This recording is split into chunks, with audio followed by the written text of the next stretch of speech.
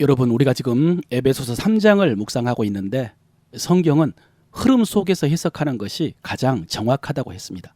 그럼 지금 에베소서는 어디쯤 가고 있을까? 우리는 에베소서 2장에 와서 교회가 중요하다는 말씀을 들었습니다. 하나님께서 유대인뿐만 아니라 이방인까지 은혜로 구원하셔서 한 세 사람, 교회를 지으셨다고 했죠. 그 교회를 통해서 하나님의 은혜를 온 세상에, 하늘의 천사들에게까지 전하게 하신다고 했습니다.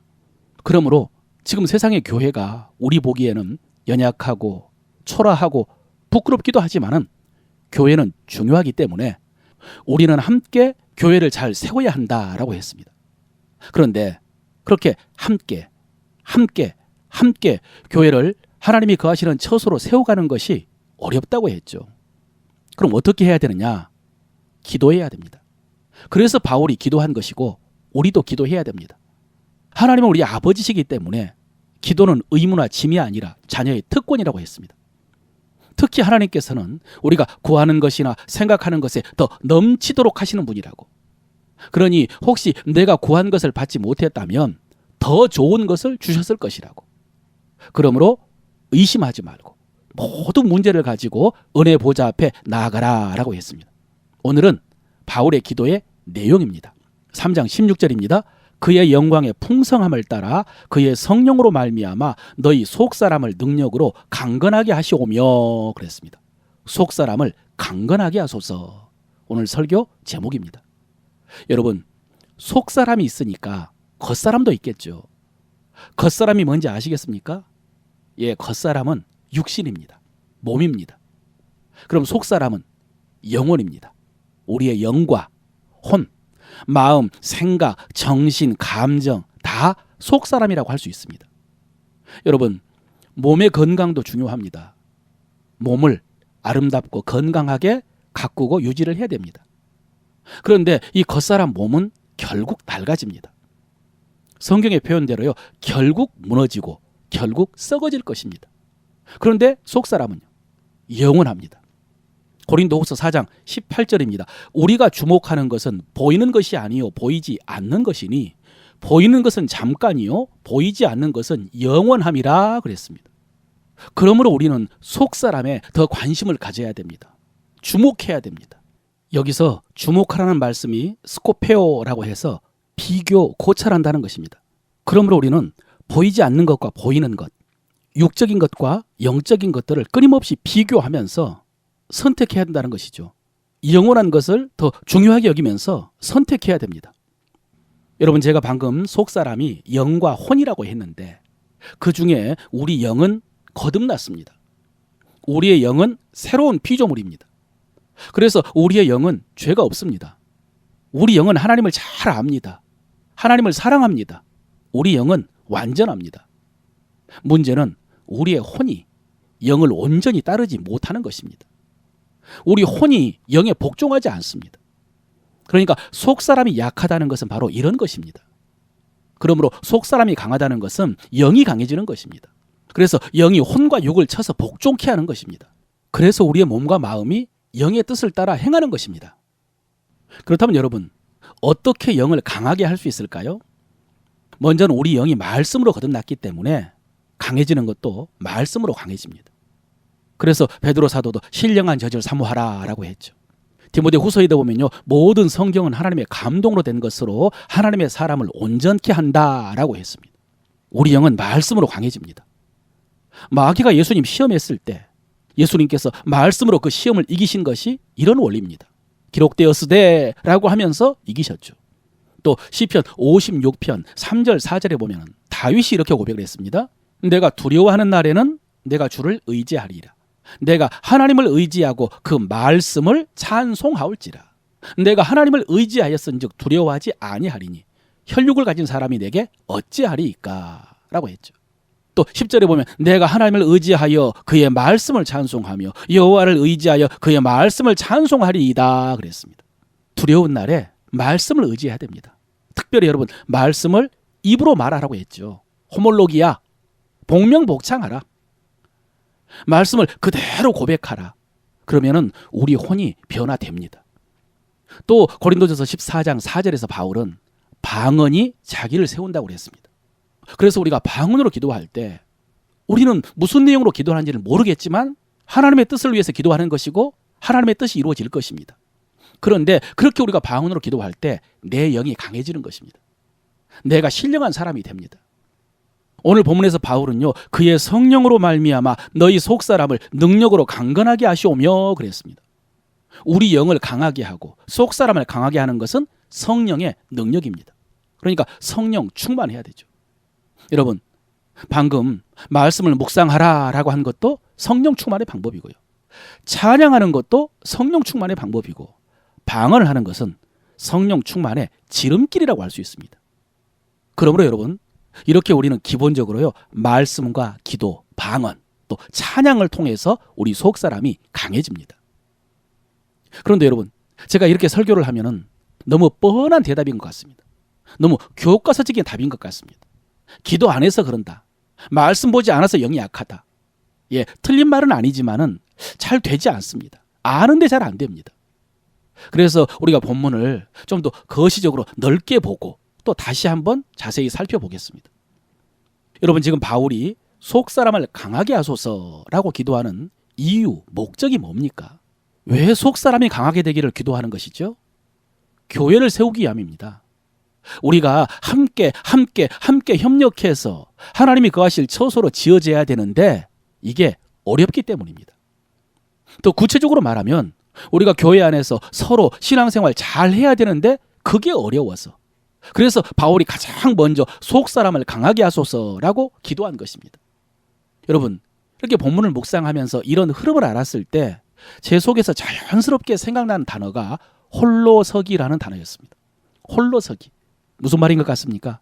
제가 학창시절에 유명했던 시집 제목입니다. 아마 지금까지 한 400만 부는 팔렸을 것 같습니다.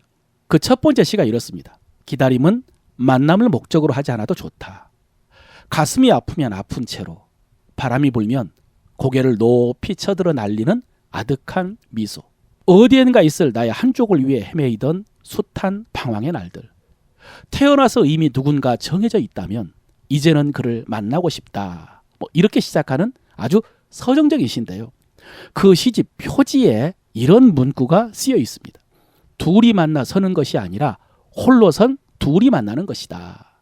그래서 홀로서기입니다. 둘이 만나 서는 것이 아니라 홀로선 둘이 만나는 것이다. 여러분, 이 문구가 굉장히 신학적입니다. 교회론적입니다. 지금 우리도 만나서 함께 교회를 세워야 되는데 그 전에 내가 스스로 서야 한다는 말입니다. 스스로 서지 못한 사람들이 만나가지고 교회를 세우려고 하면은 엉망일 것이라는 것입니다. 집착하고 오해하고 시기하고 질투하고 다투고 싸우고 엉망일 것입니다. 교회가 세워지지 않을 것이라는 거죠. 교회는 공동체가 본질이기 때문에 상호작용을 해야 되는데 속사람이 강하지 못하면 엉망이 되기 때문에 먼저 속사람을 강건하게 해달라라고 기도를 하는 것입니다. 여러분, 이것은요, 가정도 똑같습니다. 결혼도 똑같습니다. 남녀가 연애할 때요, 첫눈에 반하는 것도 중요하고 연애 감정도 중요하고 추억도 이벤트도 중요하지만 가장 중요한 것은 준비가 되었냐는 것입니다. 내가 상대방을 감당할 수 있나? 또 상대방은 나를 감당할 수 있나? 여러분, 이런 것을 확인해야 됩니다. 홀로 설 수 있나? 속사람이 강한가? 이것입니다. 그러니까 어렸을 때 이 선교제는 이런 것들을 알고 준비하는 시간이고요. 연애는 이런 것들을 확인하는 시간입니다. 그렇다면 여러분, 이런 인간 관계의 관점에서 속사람이 약한 것은 어떤 것일까요? 한마디로 내가 사랑으로 받아들이지 못하는 것입니다. 내가 여유 있게 감당하지 못하는 것입니다. 견디지 못하는 것이죠. 그래서 화목하지 못하는 것, 관대하지 못한 것, 참아주지 못하는 것, 용납하지 못하는 것, 친절하지 못한 것, 시기하고 분노하는 것, 이게 다 속사람이 약한 것입니다. 미워하면 안 된 줄 알면서도 미워하는 것이고, 특별히 성경이 미워하지 말고 사랑하라 하시는데도 순종이 안 되는 것이 속사람이 약한 것입니다. 물론 여러분, 이런 것이 대부분 상대방 때문일 것입니다. 상대방의 원인이 클 것입니다. 그런데 내가 감당하지 못한 것도 원인입니다. 내 속사람이 강건하면 감당할 수 있습니다. 큰 문제가 되지 않을 수가 있습니다. 내 속사람이 약하기 때문에 상대방에게 내가 그렇게 행동을 하는 것입니다. 반대로 여러분, 내가 다른 사람으로부터 영향을 받는 것도 마찬가지입니다. 다른 사람에게 상처를 받는 것, 다른 사람에 대해서 오해를 하는 것, 피해의식에 사로잡혀서 스스로 소외하고요. 그래서 상대방을 판단하고 정죄하는 것도 내 속사람이 약하기 때문일 수 있습니다. 제가 예전에 목회 초기에 갑상선 암 수술을 해가지고 한 달 정도 설교를 못했는데요. 교회 갔더니 한 권사님은 목사님 언제 오시냐고요. 목사님 빨리 와서 설교하시라고 그렇게 말을 하고요. 조금 있다 또 한 권사님은 목사님 푹 쉬시라고, 교회 걱정하지 말고 쉬라고, 이렇게 반대되는 말을 했습니다. 여러분, 이 두 말을 사랑으로 받으면은 빨리 오라는 권사님의 말에는 내 설교를 듣고 싶어 하는구나 이렇게 받을 수 있고요. 푹 쉬라는 권사님의 말은 내 건강 걱정해 주는구나 이렇게 받을 수 있죠. 그런데 반대로 들으면 빨리 오라는 말은 목사가 아파도 쉬지도 못하게 하는구나 이렇게 들을 수가 있고, 푹 쉬라는 것은 내가 설교 안 해도 상관없다고 하는구나 이렇게 들을 수가 있습니다. 그분들의 말보다 내 마음의 상태가 더 중요한 것이죠. 여러분, 이렇게 속사람이 약함으로 인해서 가장 힘든 관계가 어떤 관계인지 아십니까? 누구인지 아십니까? 물론 모든 사람이 다 똑같은 것은 아니지만은 부부관계입니다. 여러분, 부부관계는요, 배우자와 1대1 관계가 아닙니다. 부부가 되면은, 부부 생활을 하면은 내 어린 시절의 부모님, 또 배우자의 어린 시절의 부모님, 또 현재 부모님들, 거기에다가 현재의 자녀, 또 어린 시절의 나, 이 모든 것들이 연결되어 있습니다. 그런 것들이 불쑥불쑥 나옵니다. 그래서 속사람이 약하면 이 부부관계가 굉장히 힘듭니다. 결혼해가지고 처음에 부부싸움 많은 이유가 바로 이런 것입니다. 또 부모와의 관계가 어렵다? 속사람이 약하기 때문입니다. 자녀와의 관계가 어렵다? 역시 속사람이 약하기 때문입니다. 물론 각자 실제적인 문제나 원인이 있어도요, 본질적으로는 내가 약해서 감당하지 못하는 것입니다. 내가 월등하게 강하고 성숙하다면 그렇게 힘들어하지 않을 것입니다. 그런데 여러분, 이런 갈등이 가정을 넘어서 사회생활 속에서도 나타난다. 또 교회 안에서도 나타난다. 교회 안에 견디기 힘든 사람이 있다. 상처를 받는다. 여러분, 이것은 사실은요, 굉장히 큰 문제입니다. 거기에 내 연약함이 있습니다. 여러분을 탓하는 것이 아니라 속사람의 연약함을 알아야 강하게 될 수 있기 때문에 이렇게 말씀드립니다. 그래서 여러분, 결혼을 하고 부부관계, 자녀와의 관계, 또 부모와의 관계 속에서 어려움이 있으면, 또 다른 인간관계 속에서 갈등이 있으면은 그것들을 통해서 나를 정확하게 알 수 있습니다. 내 내면, 내 속사람의 연약함을 발견할 수가 있습니다. 이것을 심리학 상담학에서는요, 성인아이라고 합니다. 어린 시절의 상처 때문에 어른이 되어서도 그와 비슷한 상황이 되면은 어린 시절의 감정을 느끼고 어린아이처럼 반응한다고 해서 성인아이라고 합니다. 지금은 성인인데 아이의 감정을 느낍니다. 여러분, 이것이 약한 속사람입니다. 그래서 앞에서 우리 혼이 영을 따르지 않는다라고 한 것이 바로 이런 이유 때문입니다. 우리가 하나님의 말씀대로요, 사랑하지 못하고 화목하지 못하고 용납하지 못하는 이유가 바로 이것 때문입니다. 이런 상처, 아픔, 기억, 경험, 이런 강한 감정이 영의 감동, 하나님의 말씀의 감동을 가로막기 때문입니다. 그럼 우리의 속사람이 이렇게 약하게 된 원인이 뭐냐? 거기에는 여러 가지 사연과 계기가 있겠죠. 그런데 전문가들에 의하면은 어렸을 때 가정에서 충분한 사랑을 받지 못했기 때문이라고 합니다. 충분히 사랑과 돌봄과 관심을 받지를 못하고 방치되거나 학대되거나 거부당할 때요, 인정과 칭찬을 받지를 못하고 오히려 지적받고 비판받고 무시당하고 비교당하고, 그러면서 느끼는 그 감정, 죄책감, 외로움, 거부감, 수치심, 여러분, 이런 독한 감정이요, 상처가 돼가지고 어른이 되도록 남아있는데, 무의식 속에 남아있다가 아내가 생기고 남편이 생기고 자녀가 생기면은 동일한 환경이 돼가지고 드러난다는 것입니다. 그리고 어렸을 때는 아무것도 못했지만은 지금은 강하게 반응하고 저항하고 폭발한다는 것이죠. 다른 사람과의 관계도 마찬가지입니다. 이런 것 때문에 내가 견디지를 못하는 것입니다. 그래서 관계가 힘든 것입니다. 여러분, 제가 방금 어렸을 때 느꼈던 그런 죄책감, 거부감, 수치심, 이런 상처받은 감정을 언급을 했는데요, 이런 상한 감정들을 하나로 압축하면은 두려움이라 그럽니다. 전문가들이 그렇게 말합니다. 우리 인간의 가장 상한 감정은 두려움이라고요. 결국 어렸을 때 아이가 아무것도 모르고 아무것도 못하고 무서웠다는 것입니다. 무서운 감정이 남아있는 것입니다. 그래서 여러분, 지금 내가 원치 않은 행동을 할 때, 그러니까 뭘 하려고 해도 안 되고 또 안 하려고 하는데 계속 하고, 변하고 싶은데 변하지 않고, 집착하고 고집하고 후회가 반복될 때, 그 행동과 씨름하기 전에요, 내가 무엇을 두려워하는가를 알아보라 그럽니다. 내가 무엇이 두려워서 이렇게 행동하는가, 이렇게 질문을 해보라 그럽니다. 또 상대방에 대해서 견디기 힘들 때, 그래서 갈등하고 싸우고 관계가 틀어지는 것이죠. 그럴 때도 내가 무엇을 두려워하고 있는가, 또 반대로 상대방은 무엇을 두려워하고 있을까, 이것을 알아보면은 나를 이해할 수 있고 또 상대방도 이해할 수 있다 그럽니다. 그래서 여러분, 일주일, 한 달, 아니 1년 동안이라도요, 이 숙제를 좀 할 필요가 있습니다.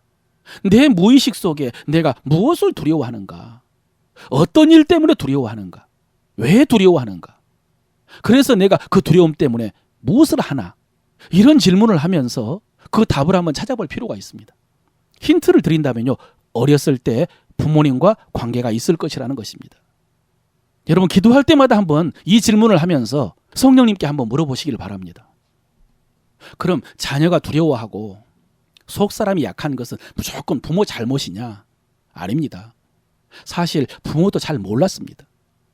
부모도요, 제대로 배우지 못했고 또 보고 잘하지도 못했을 것입니다. 그래서 지식도 없고 경험도 없고 능력도 없고 초보 운전하듯이 자녀를 길렀을 것입니다. 그런 연약함 가운데서도요, 최선을 다해서 사랑으로 자녀를 양육했을 것입니다. 그런데 어린 자녀는 그것을 다 알지를 못하는 것입니다. 오히려 자기가 받지 못한 사랑만 상처 속에 기억하는 것이죠. 그래서 여러분, 우리 모두에게는 이런 연약함이 있고 한계가 있고, 그래서 아픔이 있습니다. 나에게도 부모에게도 자녀에게도 마찬가지입니다. 어떻게 해야 될까요? 어디서부터 해결해야 될까요? 어떻게 해결해야 될까요? 부모님 문제, 내 자녀 문제. 예, 하나님의 사랑이 모든 문제를 해결해 주십니다. 하나님의 사랑은 우리의 모든 연약함과 부족함을 다 채워주십니다. 하나님께서요, 독생자 예수 그리스도를 통해서 그 사랑을 확증시켜 주셨습니다. 그래서 우리가 속사람이 강해지고, 그래서 건강하고 행복하게 살 수 있는 방법은 하나님의 사랑 위에 서는 것입니다. 오늘 17절 이하의 말씀입니다. 너희가 사랑 가운데서 뿌리가 박히고 터가 굳어져서 능히 이 모든 성도와 함께 지식에 넘치는 그리스도의 사랑을 알고 그 너비와 길이와 높이와 깊이가 어떠함을 깨달아 하나님의 모든 충만하신 것으로 너희에게 충만하게 하시기를 구하노라 그랬습니다. 너희가 사랑 가운데 뿌리가 박히고 터가 굳어졌어. 우리가 나무처럼 자란다면은 사랑 가운데 뿌리가 박혀야 됩니다. 우리가 건물처럼 세워진다면 사랑 가운데 터가 굳어져야 됩니다. 그러면 끄떡없습니다. 잘 자랄 수 있습니다. 잘 세워질 수 있습니다. 그래서 우리가 할 일은 하나님의 사랑을 아는 것입니다. 하나님의 사랑을 알아가야 됩니다. 말씀을 통해서, 기도를 통해서, 성령의 감동하심을 통해서 하나님의 사랑을 알고 체험해야 됩니다. 그 너비와 길이와 높이와 깊이가 어떠함을 깨달아야 됩니다. 그러면 하나님의 모든 충만한 것이 충만할 줄로 믿으시기를 바랍니다. 특히 여러분, 지식에 넘치는 사랑이라고 했습니다. 지식에 넘치는 사랑. 지난주에 살펴봤던 말씀요, 우리가 구하거나 생각하는 것에 넘치도록 하신다는 말씀과 같습니다. 우리가 사랑인 줄 몰랐는데 사랑이라는 것입니다. 우리는 사랑이 아니라고, 하나님 이게 뭡니까? 왜 이러십니까? 라고 혼란스러워했는데, 그런데 그것이 우리의 지식과 지혜를 넘어선 하나님의 사랑이라고요. 실제로 여러분, 우리가 살면서 어려운 일을 많이 겪습니다. 그런데 대부분은 받아들이고 참고 감당하고 견딥니다. 그런데 정말로 감당하기 어려운 고난을 당하면서 하나님께 묻습니다. 하나님 왜 이렇게 하십니까? 원망하지 않아도 질문할 수 있습니다. 그런데 하나님께서는 그 이유를 분명하게 설명해 주지 않으시죠. 그런데 성경을 보니까, 그런데 살아보니까 그것이 하나님의 사랑이었다는 것입니다. 그것조차도 하나님의 사랑이었다고. 지식에 넘치는 하나님의 사랑이었다고요. 그래서 제가 모시던 정삼수 목사님이 낸 설교집 제목이요, 이해할 수 없는 것은 하나님의 사랑이답니다. 이해할 수 없는 것은 하나님의 사랑이다. 제가 말씀을 맡은 목사로서 가장 아프지만 소중한 진리입니다. 여러분, 이해할 수 없는 것은 하나님의 사랑입니다. 설교를 마무리합니다. 여러분, 우리는 이렇게 다 피차 연약합니다. 속사람이 약합니다. 상처가 많습니다. 그런데 하나님의 사랑이 우리 속사람을 강하게 합니다. 우리의 영은 이 하나님의 사랑으로 충만합니다. 이제 상한 우리 혼, 연약한 우리 혼이 하나님의 사랑으로 강해질 수 있도록 하나님의 말씀을 사모하고 말씀을 말하고 찬송하시고 기도하십시오. 특히 방언으로 기도하세요. 그러면 우리 영이 강해지고 우리 혼이 변화되어지고 성숙할 것입니다. 그렇게 해서 우리가 함께 서서 주의 몸 된 교회를 세울 수 있고 사명을 감당할 수 있을 줄로 믿습니다.